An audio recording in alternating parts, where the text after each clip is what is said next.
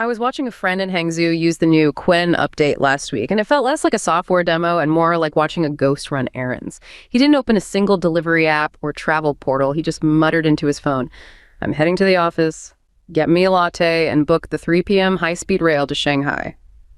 Usually, this is where the friction starts. The Face ID lag, the search for the right train, the payment pop-ups. But there was none of that. His phone didn't even show the Taobao or Alipay interface. It just stayed on the chat screen, and a few seconds later, a confirmation pinged. Then came the part that actually felt unsettling. The AI placed a real-time voice call to a local noodle shop to check on a specific seasonal dish.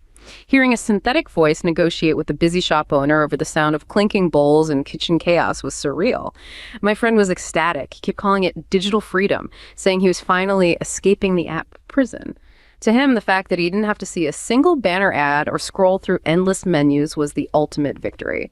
He felt like he had finally regained control over his own time. But then I asked him a simple question. If you aren't looking at the apps anymore, how does Alibaba make money from the ads you just bypassed? His expression shifted instantly. The giddy excitement vanished, replaced by a look of uneasy confusion. He realized that the very thing he loved, the total elimination of friction, was effectively gutting the trillion-dollar business model of the company that built it. That shift, from the triumph of convenience to the realization of a looming corporate crisis, is exactly where the AI race stands today. We've moved past the era of smart chatbots. We've entered execution hell, a brutal phase where the goal is no longer a 60% completion rate for a cool demo, but a 95% reliability threshold that threatens to cannibalize the very platforms providing it. It's no longer about who has the best model. It's about who can survive the transition from a world of browsing to a world of pure execution. And that story, it's not science fiction. It's not some concept video from a design studio. No. This happened. On January 15th, 2026, just 2 weeks ago, Alibaba pushed this exact update out to the public. It's the new Quen app. It's live. I mean, the magnitude of what happened on January 15th, it's just immense. For the last, 2 or 3 years, we've all been completely obsessed with generative AI. Right. Models that write poetry or create images. Exactly. Models that understand language, models that can summarize a document. We were in the era of models that understand. What Alibaba just launched, this is the beginning of the era of systems that act. So it's the difference between asking a chatbot, what are the best restaurants near me? And just telling a system, book me a table for 2 at the best Italian place. Yeah. And that shift sounds small, it sounds subtle, but it breaks everything. It breaks the entire internet economy as we know it. When Wu Jia, the VP at Alibaba Group, launched this, he was very clear. He said, this is about a deep connection to real-world services. We're moving from a digital, playground to a digital workforce. And as I mentioned in that opening story, it feels like we're watching a battle for the underlying infrastructure of the entire global economy. This isn't just about ordering a coffee anymore. This is a clash between 2 fundamentally different tech philosophies, the U.S. approach versus the Chinese approach. Sure. And it's all centered on this idea you brought up, this concept of execution hell. That's the arena where we're going to see who actually survives this transition. Hell. It sounds pretty intense, like something from a developer's nightmare. It is a nightmare in a way. So execution hell is this framework that really started to gain traction late last year. It describes the new bottleneck in AI. Phase 1 was all about distribution. Right, 2024, 2025, the land grab. The land grab, exactly. A massive marauding war. You had apps like Yuanbao and Dubao just burning through capital on user acquisition.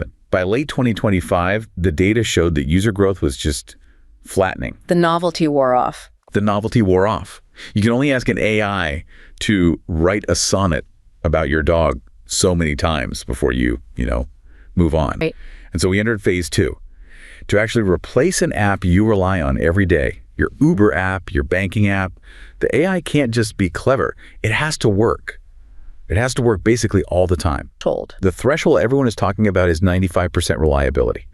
If you ask an AI to book a flight and it succeeds 60 or 70% of the time, that's a cool demo. You might show it to your friends, but you're not going to rely on it. Because that 30% failure rate means you might end up stranded at the airport. You'll just go back to opening the Expedia app yourself because you can't trust the AI. You can't trust it. So we're in phase 2, which is reliability. And that really gets to the friction variable, doesn't it? In this new world, speed is the product. If I have to double check the AI's work, that's friction. If the AI takes longer to process the request than it takes me to just tap a few buttons, it fails. It has to be faster and easier than the old way.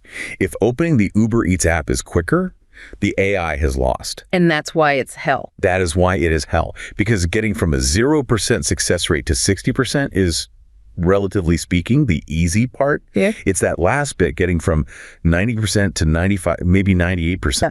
That is exponentially harder. Why? What makes that last 5% so difficult? It's everything that happens in the real world. It's deep integration into supply chains. It's real-time error handling. It's latency reduction. It's dealing with a restaurant that just ran out of an ingredient. That's not a large language model problem. That's an operations problem. And this is where that whole idea of an integrated stack seems to be creating this huge divergence.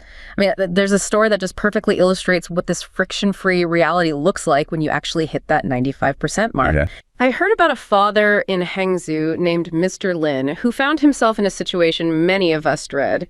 He was in the middle of a high-stakes quarterly review when he realized he had forgotten to order his daughter's specific dietary restricted birthday cake for a party starting in 2 hours. In the past, this would have required him to excuse himself, navigate 3 different apps, re-enter payment credentials, and pray the delivery API didn't glitch. Instead, he simply whispered a prompt into the Quinn interface under the table. Because Alibaba owns the payment rails and the local delivery supply chain, the AI didn't just suggest a bakery, it executed the entire transaction natively. The cake arrived before he even finished his presentation. When I read the story, I couldn't help but think about how we often overcomplicate what intelligence means in tech. For Mr. Lin, the AI's ability to write a prompt didn't matter. Its native control over the infrastructure did. As a news creator, I see this as the ultimate proof of the strategic advantage of an integrated stack.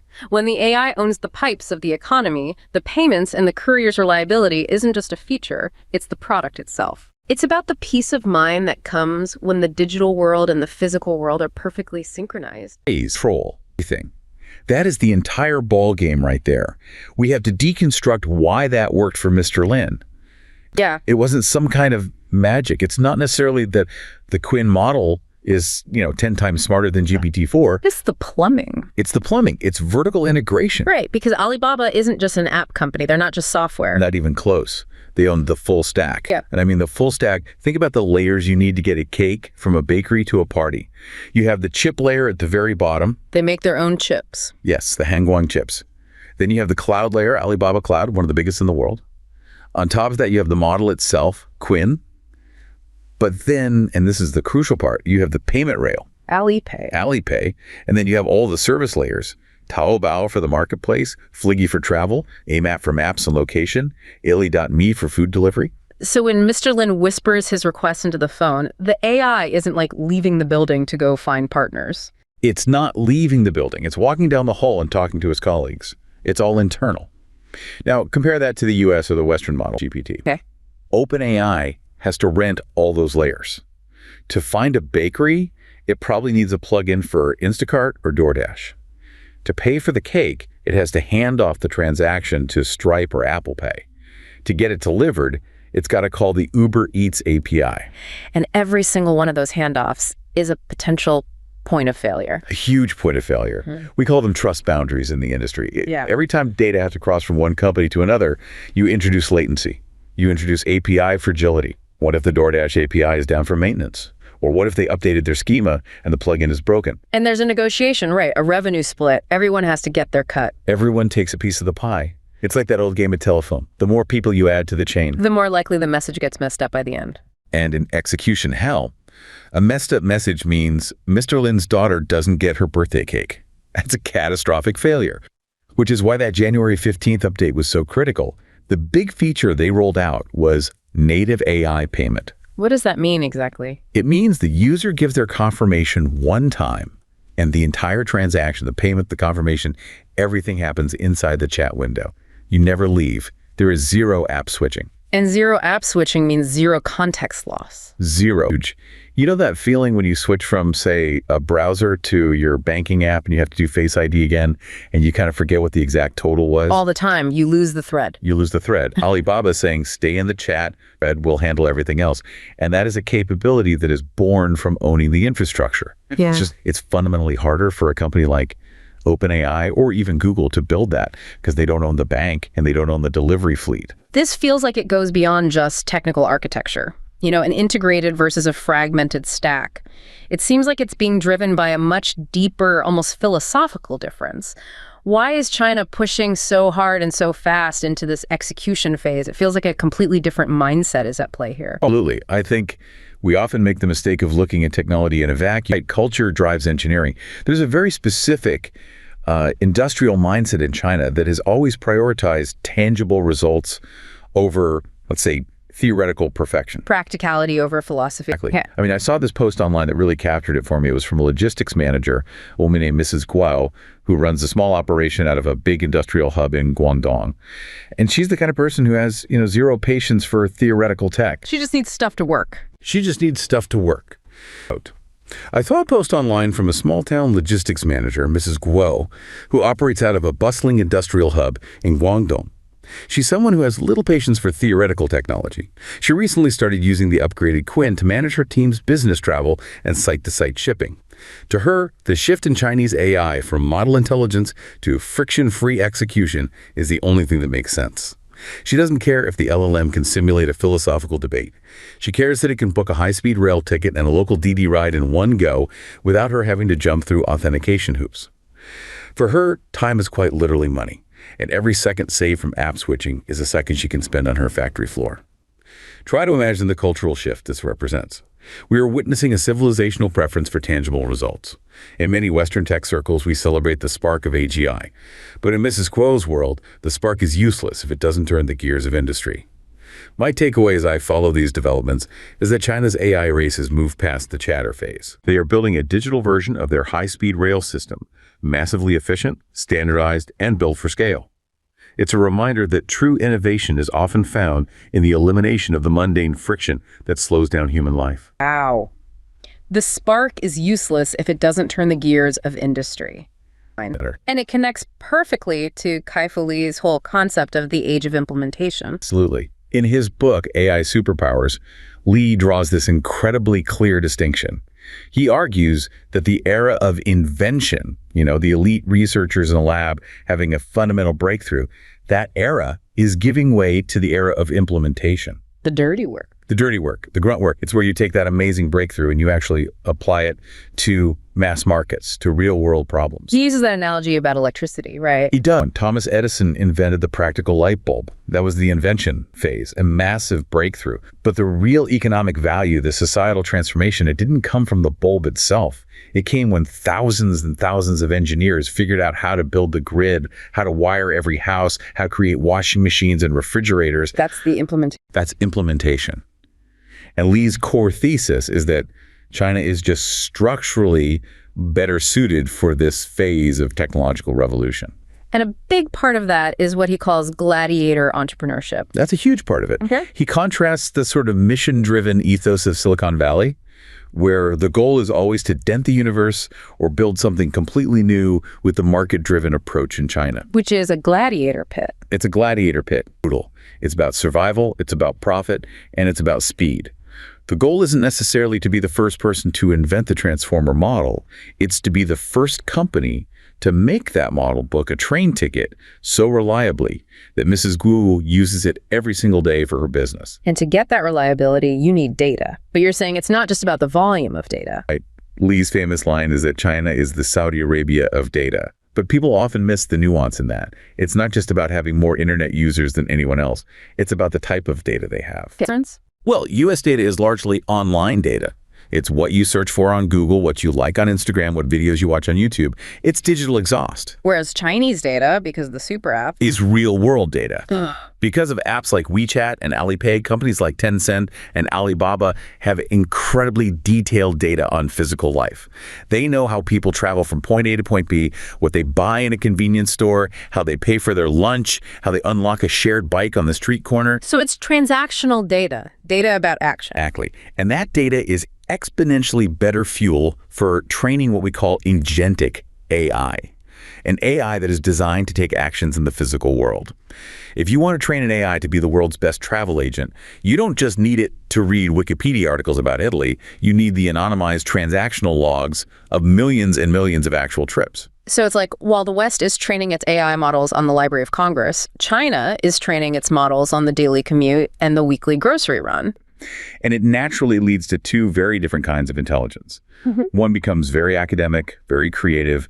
The other becomes incredibly pragmatic and focused on execution. Experience. We've talked about the infrastructure, we've talked about the philosophy, but what does it actually feel like to live inside this execution machine? I mean, is a walled garden actually better for the consumer? Because here in the West, we're taught to see walled gardens as a bad thing, monopolistic, restrictive. It's fundamental tension. I saw this vlog that really put it into perspective for me.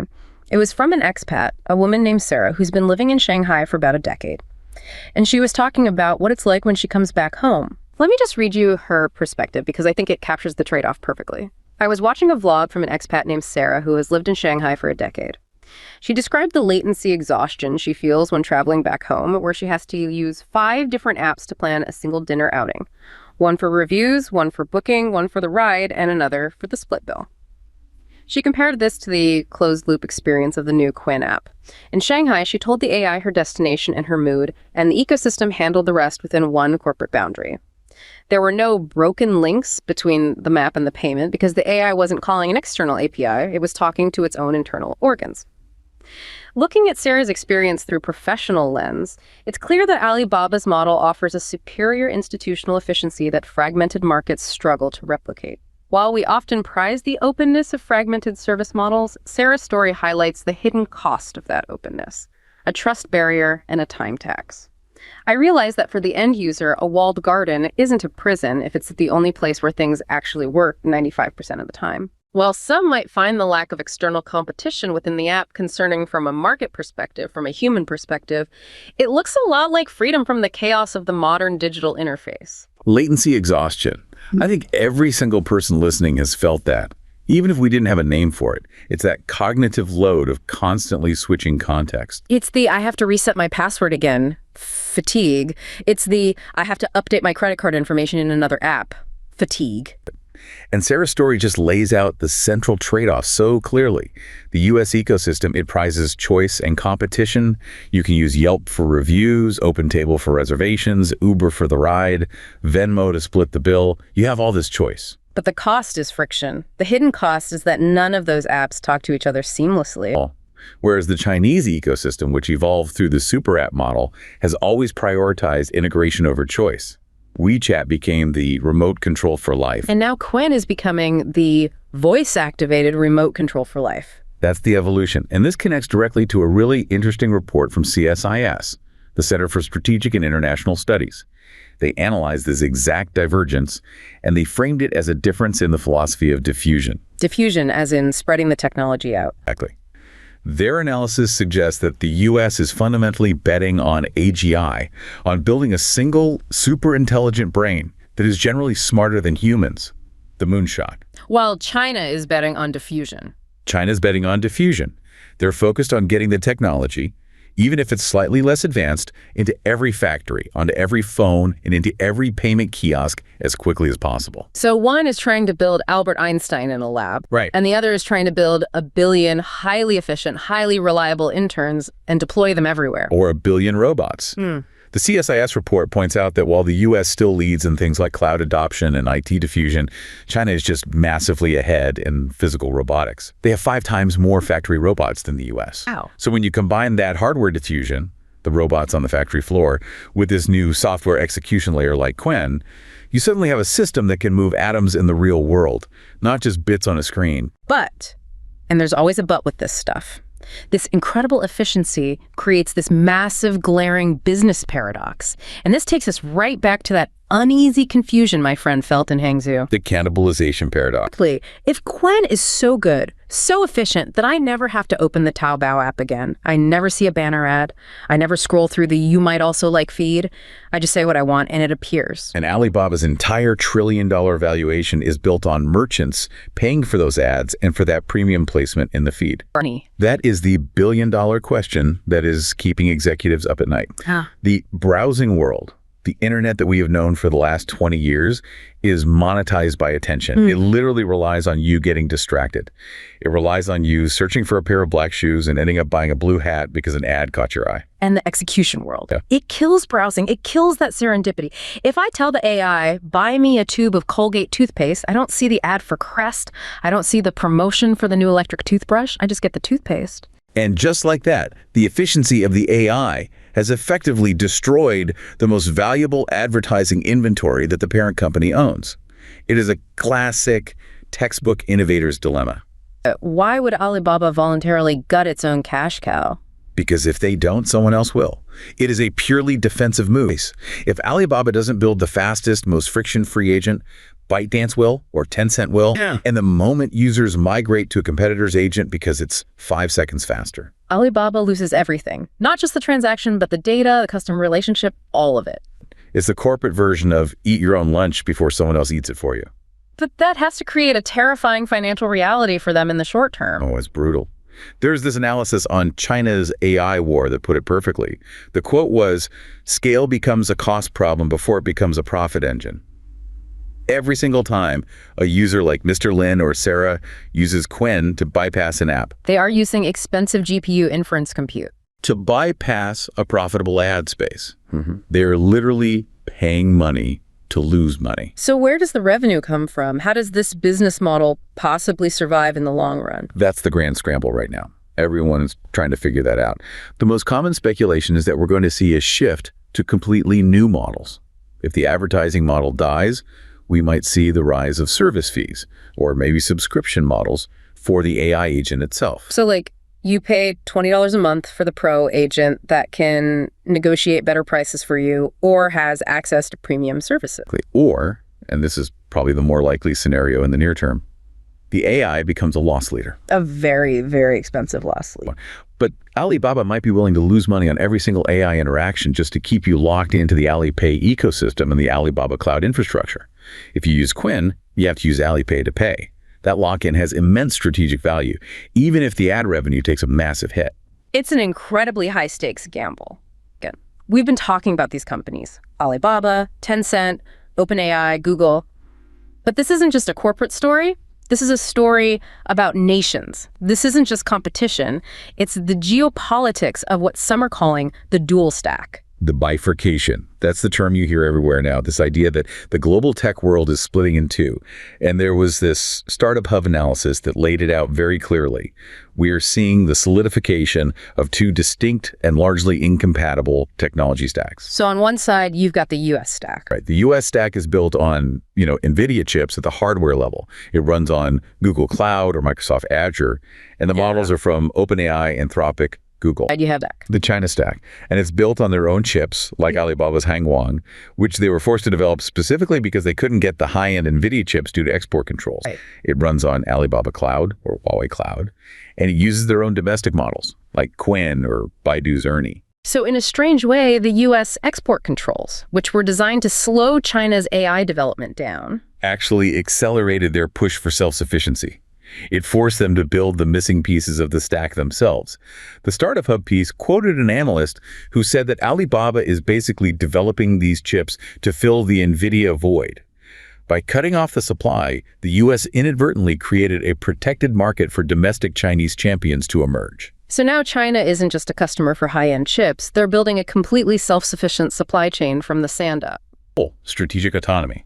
But is it really that clean of a break? Is it actually two completely separate worlds with a wall between them? No, and that's where it gets really complex and messy. That CSIS report calls it a world of hedged bets and deep interdependence. Despite this fierce rivalry, the two ecosystems are still incredibly intertwined. For instance, did you know that many major American companies operating in China? They actually use Qwen for their local customer service. Really? Like who? Airbnb is a big one. If you're a user in China and you contact Airbnb support, you're likely interacting with Alibaba's AI. Why? Because it's cheaper, it's better at understanding local dialects and nuances, and most importantly, it integrates perfectly with the local ecosystem that their customers are using. So you have this bizarre situation where a flagship American company is relying on the China stack to do business. And at the same time, Chinese tech giants like Alibaba and Baidu are still listed on the New York Stock Exchange. Still raising capital in New York. Exactly. So you have U.S. capital markets literally funding the development of the very technology that U.S. policymakers are trying to contain. It's a complete paradox. The CSIS report warns about the risks of this. Right. You get these valuation bubbles in the U.S., deflationary pressure from hyper-efficient industry in China, and it's all mixed together in this very volatile global financial soup. It's like a divorce where both people still live in the same house and share a bank account. See? But I want to bring this back down to the ground level, to the human element. We've talked about the tech, the business models, the geopolitics. But what about the people? If the AI is doing all the ordering, all the booking, all the negotiating, if the AI is the one calling the noodle shop, what are the humans left to do? And it takes us right back to Kai-Fu Lee's work. He proposes this really useful framework for thinking about jobs in the age of AI. He calls it the 4 quadrants. He divides jobs on 2 axes. 2 axes, creativity on one and compassion on the other. And it gives you a map of the future of work. So any job that is routine and focused on optimization. Telemarketing, truck driving, basic data entry, maybe even some routine coding. Those are in the low creativity, low compassion quadrant. The AI can just do them faster, cheaper, and more accurately. Where do humans still have an edge? In the high compassion and high creativity quadrants, things like caregiving for the elderly, nursing, complex leadership and strategy, teaching young children. Lee's fundamental argument is that AI can optimize, but it cannot care. It can calculate, but it cannot love. And this is what leads him to his big idea, the social investment stipend. Yes. He makes a really important distinction. He argues that UBI, Universal Basic Income, is kind of a painkiller. It's a Band-Aid. It might keep people from starving, but it doesn't give them meaning or purpose. So instead of just giving people money, he proposes paying people to do the socially valuable work that our current market doesn't reward very well. Paying people a good wage to be caregivers, to run community arts programs, to mentor at-risk youth. Basically treating the work of human connection and care as a formal job that contributes to the economy just as much as writing software does. Because in a world where the software is starting to write itself, caring for another human being becomes the truly scarce and valuable commodity. It's a really hopeful vision, but it's also kind of a haunting one, because it fully acknowledges that the ghost from the intro, that synthetic voice calling the noodle shop, is systematically taking over every transactional part of our lives. And that ghost is so efficient, seductively efficient. But Lee shares this very personal story in his book about his own battle with cancer, and he says it completely changed his worldview. He realized that when you're facing your own mortality, optimization doesn't matter. Efficiency is irrelevant. The only thing that mattered to him in those moments was the love and the connection he felt with his family and friends. So the machine can handle the logistics of life, but it can't handle the meaning of life. Docs. And that is the real danger of execution hell. If we become addicted to that perfect 95% reliable efficiency, if we let the AI handle every single interaction because it's easier, we might just automate away the messy, friction-filled, inefficient moments where actual human connection happens. You know, haggling with a shop owner, asking a stranger for directions. Efficient, but it's also human. If we automate all of it away, we risk becoming very efficient but very lonely people. We have covered today. I mean, we've gone from a simple app demo in Hangzhou all the way to the global chip war. But if there's one key takeaway, it seems to be that the entire AI revolution has just shifted gears. It's no longer a question of who has the smartest chatbot. No. The new question is, who can remove the most friction from real life? And that's the new battlefield. That's the entire battlefield. Alibaba's Qwen represents this new paradigm, the system that acts. It offers this incredible, almost magical convenience, the ability to just speak a desire into existence, but that convenience comes at a cost. It challenges the very foundation of the ad-based internet economy, and it's creating this bifurcated global tech landscape where your physical location will increasingly determine your digital reality. We tend to judge AI by how well it can think like a human. Poetry, can it pass the bar exam? But looking at the speed of this execution revolution, it seems the real disruption won't come from an AI that thinks like us. It will come from an AI that acts for us, turning the chaotic, friction-filled experience of being human into a silent, efficient, automated background process. The question isn't whether the machine is sentient, it's whether we are ready for a world where the act of living requires so little effort that we forget how the gears actually turn.